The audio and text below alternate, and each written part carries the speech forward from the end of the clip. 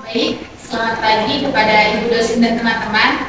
Di sini kami dari kelompok 1 akan memaparkan materi tentang desain dan pengembangan strategi pembelajaran berbasis masalah. Baik, sebelum kami memulai presentasi kami, ada baiknya kami perkenalan diri, yang mana dimulai dari saya, yaitu Putri Simanjuntak dengan NPM 251 dan teman saya. Perkenalkan, nama saya Selamat Sabumatikal dengan NPM 215 dan teman saya. Perkenalkan, nama saya Desi Nurwan dengan NPM 24 dan teman saya. Perkenalkan, nama saya Desi Agustin Sinaga, NPM 237 dan teman saya. Perkenalkan, nama saya Dimudita Samosir dengan NPM 258 dan teman saya. Perkenalkan, nama saya Resita Situmorang, NPM 236 dan teman saya. Perkenalkan, nama saya Tia Marcelita Tokahan dengan NPM 240 dan teman saya. Perkenalkan, nama saya Graciela Fatin Sinaga dengan NPM 268. Oke, baik teman-teman, selamat menyaksikan presentasi kami. Topik kami yang pertama yaitu teori dasar pengembangan strategi pembelajaran berbasis masalah. Pembelajaran berbasis masalah ini dapat diartikan sebagai rangkaian aktivitas yang menekankan kepada proses penyelesaian masalah yang dihadapi secara ilmiah. Strategi ini berciri-cirikan dalam kehidupan nyata supaya dapat berpikir kritis dan dapat menyelesaikan masalah. Adapun ciri-cirinya, yang pertama, memastikan masalah yang diberikan berhubungan dengan dunia nyata siswa. Yang kedua itu mengorganisasikan pelajaran di seputar masalah, bukan di kedisiplinan ilmu. Nah, dalam penerapan strategi berbasis masalah ini, guru juga memberikan kesempatan kepada siswa untuk menetapkan topik masalah. Walaupun sebenarnya guru sudah mempersiapkan apa yang harus dibahas. Proses pembelajaran ini diarahkan agar siswa mampu menyelesaikan masalah secara sistematis dan logis. Selanjutnya saya akan menjelaskan apa itu pengertian dari pembelajaran berbasis masalah menurut para ahli. Yang pertama ialah menurut Sanjaya 2007, strategi pembelajaran berbasis masalah dapat diartikan sebagai rangkaian aktivitas pembelajaran yang menekankan pada proses penyelesaian masalah yang dihadapi secara ilmiah. Lalu yang kedua itu menurut Turhadi 2004, pembelajaran berbasis masalah adalah suatu strategi pembelajaran yang menggunakan masalah dunia nyata sebagai suatu konteks bagi siswa untuk belajar tentang cara berpikir kritis dan keterampilan pemecahan masalah, serta untuk memperoleh pengetahuan dan konsep yang esensi dari materi pembelajaran. Lalu yang ketiga itu menurut Komalasari 2013, pembelajaran berbasis masalah ialah model pembelajaran yang menggunakan masalah dunia nyata sebagai suatu konteks bagi siswa untuk belajar tentang berpikir kritis dan keterampilan pemecahan masalah, serta untuk memperoleh pengetahuan dan konsep esensi dari mata pelajaran. Jadi kesimpulan dari 3 teori tersebut dapat kita simpulkan, pembelajaran berbasis masalah ialah pembelajaran yang melibatkan siswa untuk memecahkan masalah yang kontekstual atau nyata agar siswa mampu berpikir kritis secara ilmiah. Baik, materi selanjutnya perlunya penerapan proses pembelajaran metode berbasis masalah ini diantaranya adalah melalui proses pembelajaran metode berbasis masalah untuk meningkatkan keterampilan kognitif termasuk berpikir tingkat tinggi yang akan memberikan dampak positif dan untuk membiasakan siswa untuk berpikir kritis dengan untuk melatih keterampilan proses, maka para peserta didik harus diharapkan terbiasa untuk merancang proses-proses yang harus dilakukan untuk mencapai produk-produk secara ilmiah, aplikasi dalam kehidupan sehari-hari untuk membuat para peserta didik merasa bahwa ia harus belajar di sekolah agar bermanfaat bagi dirinya maupun lingkungannya untuk mencapai keuntungan. Selanjutnya saya akan membahas tentang prinsip strategi berbasis masalah, di mana dalam pembelajaran berbasis masalah memiliki beberapa prinsip. Yaitu yang pertama, konteks pembelajaran terjadi pada permasalahan yang sedang dihadapi siswa. Artinya, pembelajaran tersebut terasa kontekstual karena pembelajaran dipadukan dengan pengalaman mereka, dengan masalah mereka, sehingga pembelajaran tersebut akan lebih menyenangkan dan mereka akan lebih termotivasi. Yang kedua adalah berpusat pada siswa dan guru sebagai fasilitator. Berpusat pada siswa artinya siswa itu aktif dalam pembelajaran.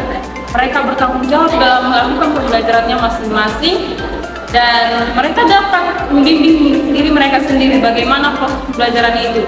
Mereka menciptakan gaya belajar mereka sendiri dan guru sebagai fasilitator artinya guru itu adalah orang yang mengarahkan, membimbing mereka dalam proses pembelajaran sehingga pembelajaran tersebut tetap berjalan secara teratur, tersistematis.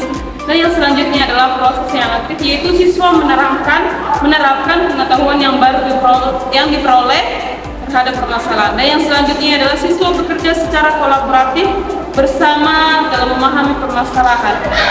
Nah, dalam artinya tersebut, siswa itu bekerja sama dengan temannya, kolaboratif, bekerja sama dalam teman kelasnya, membahas masalah tersebut, mencari solusinya, apa yang akan mereka bahas, apa akan mereka berikan usulannya, solusinya, sehingga pembelajaran tetap berjalan dengan baik. Yang selanjutnya adalah berbasis inquiry, artinya siswa itu aktif dalam mencari solusi atau jawaban dari suatu permasalahan tersebut.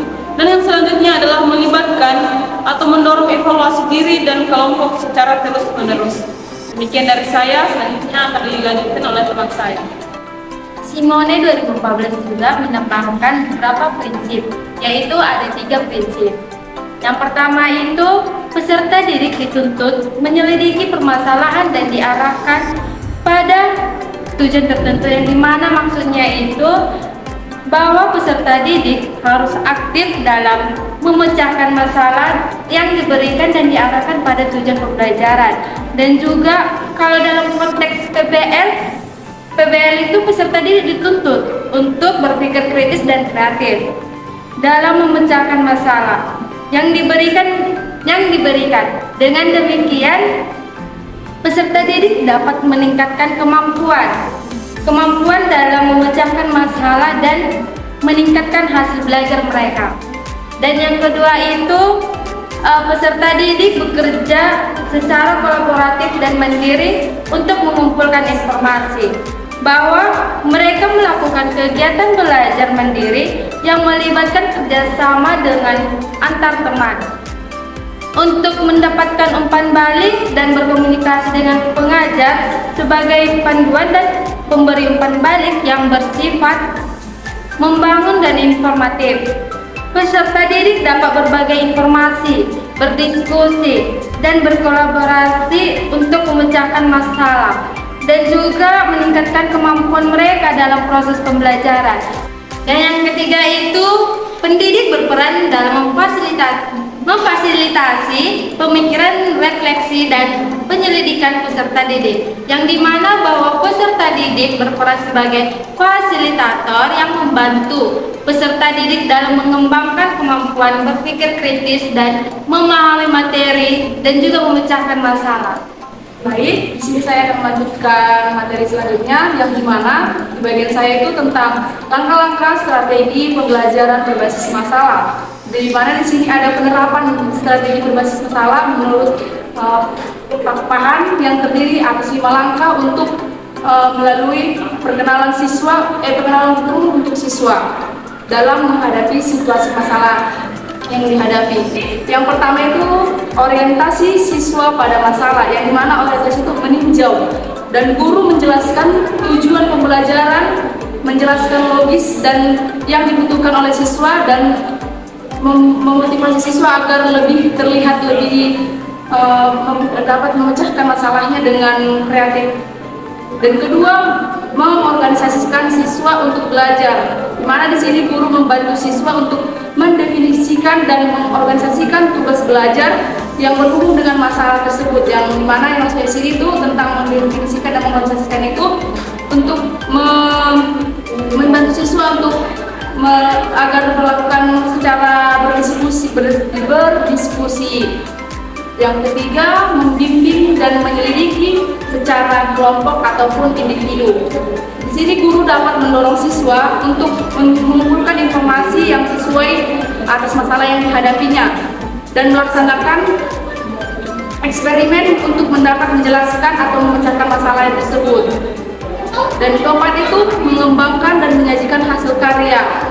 Ya, di mana sini guru dapat membantu siswa merencanakan dan menyiapkan karya yang sesuai seperti laporan yang dilampirkan, video dan model serta membantu tugas dengan temannya. Terus 5, menganalisis dan mengevaluasi proses pemecahan masalah. Di sini guru dapat juga membantu siswa untuk melakukan refleksi atau evaluasi terhadap penyelidikan dalam proses-proses mereka yang menggunakan. Di sini tahap terakhir itu kayak guru mampu membantu untuk menilai dan mengatasi masalah yang dihadapi siswa tersebut. Sekian dari pemaparan dari langkah-langkah strategi pembelajaran berbasis masalah. Terima kasih. Topik selanjutnya yaitu tentang contoh penerapan strategi pembelajaran berbasis masalah. Nah, di sini kami mengambil tentang topik operasi pada bilangan bulat negatif, yang mana tujuannya yaitu siswa mampu mengerjakan soal operasi bilangan negatif dengan benar dan baik. Yang mana selanjutnya itu kegiatan yang diawali dengan pendahuluan, guru memeriksa keadaan kelas, lalu guru meminta salah satu siswa untuk berdoa. Lalu kelas dibuka dengan menyampaikan salam dan menanyakan bagaimana kabar siswa.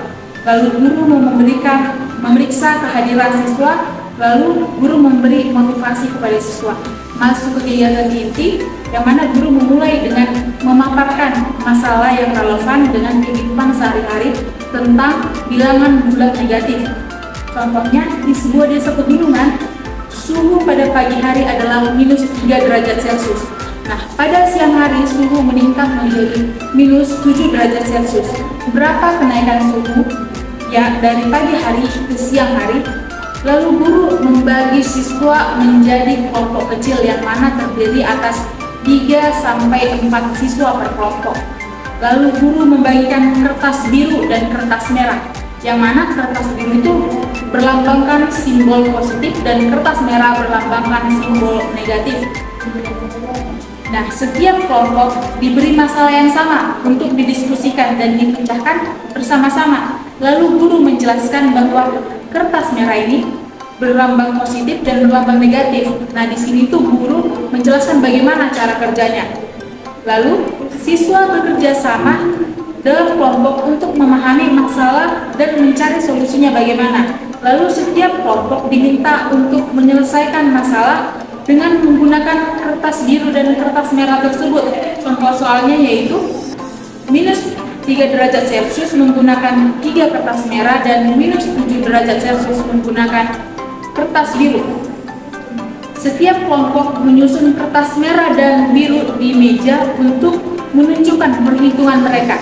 Nah, setelah perhitungan itu selesai, lalu mereka mempresentasikan di depan kelas bagaimana hasil diskusi tentang perhitungan bilangan bulat negatif tersebut. Lalu setelah mempresentasikan itu, guru memberikan masukan untuk hasil presentasi mereka. Nah, masuk ke kegiatan penutup, yaitu guru mengajak siswa untuk merefleksikan kembali apa yang sudah mereka pelajari dan apakah mereka mengerti tentang bilangan bulat negatif itu untuk penerapan di kehidupan sehari-hari. Lalu guru memberikan penugasan dan kelas pun ditutup dengan doa. Selanjutnya saya akan membahas tentang materi.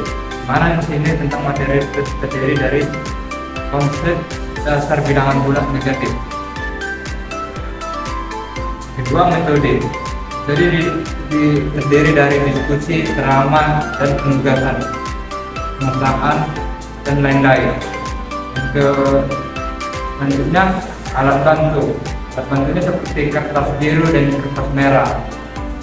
Sumber pembelajaran terdapat dari sumber pembelajaran matematika dan alat bantu lainnya seperti internet lainnya.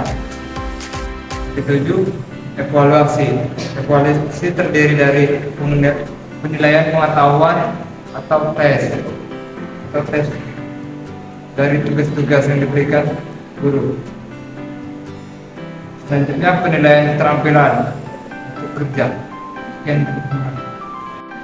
Jadi Dari penjabaran presentasi kami tentang strategi pembelajaran berbasis masalah ini, dapat disimpulkan bahwa pembelajaran berbasis masalah ini dapat membantu peserta didik untuk lebih berpikir kritis dan dapat bekerja secara mandiri dan dapat mempersiapkan siswa untuk pembaruan dan kesulitan-kesulitan yang akan ada nantinya. Baik Ibu dosen dan teman-teman, terima kasih telah menyaksikan video presentasi kami dari kelompok 1.